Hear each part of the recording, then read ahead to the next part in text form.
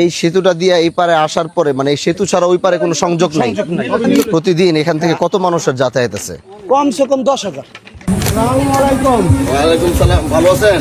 আলহামদুলিল্লাহ। মুলাকিবাসীর পক্ষ থেকে শুভেচ্ছা, শুভেচ্ছা নিলগিবাসীর পক্ষ থেকে নারায়ে তাকবীর।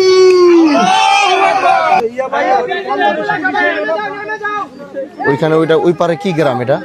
সর্দার মাহমুদের সামনে বিরাট একটা বাজার, কালামিদ্দা বাজার।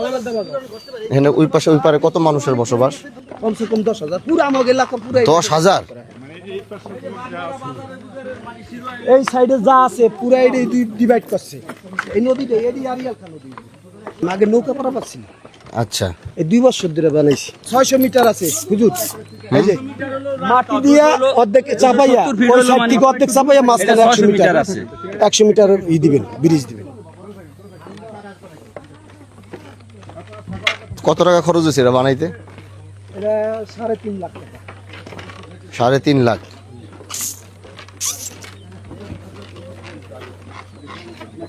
তো মাঝখানের ব্রিজের যে লেনটা এটা কতটুকু, মানে কত? 100 মিটার। ভালোই বড় আছে, মানে ওই এদিক দিয়ে চরমের মতো যাচ্ছে ওই তো। রাস্তাটা টান দিয়ে হ্যাঁ, ওই রাস্তাটা মাটিটা টান দেয় পর্যন্ত টান দেয় ওই সাইড থেকে আর মাঝখানে আমাকে 100 মিটার একটা ব্রিজ দিলি 100 মিটার অথবা 100 ফিট। 100 মিটার না, 100 মিটার তো অনেক, 200 ফিট, 100 ফিট 100 ফিট হলে 100 ফিট এলিয়ে এখানে কি মানে এই চড়া কতটুকু হইলে ভালো? এটা 12 ফিট 12 ফিট না? 18 ফিট দিবেন। রাস্তা তো রোড তো হবে 18 ফিটই, কিন্তু ব্রিজ আমার মনে হয় ভিতরে 12 ফিট হলে কাকা এটা কিন্তু ওই নদীর সাথে সংযোগ, যে কোনো সময় অ্যাক্সিডেন্ট, বন্যা যদি হইতেই পারে। এই জন্য একটু বড় রাখাই উচিত।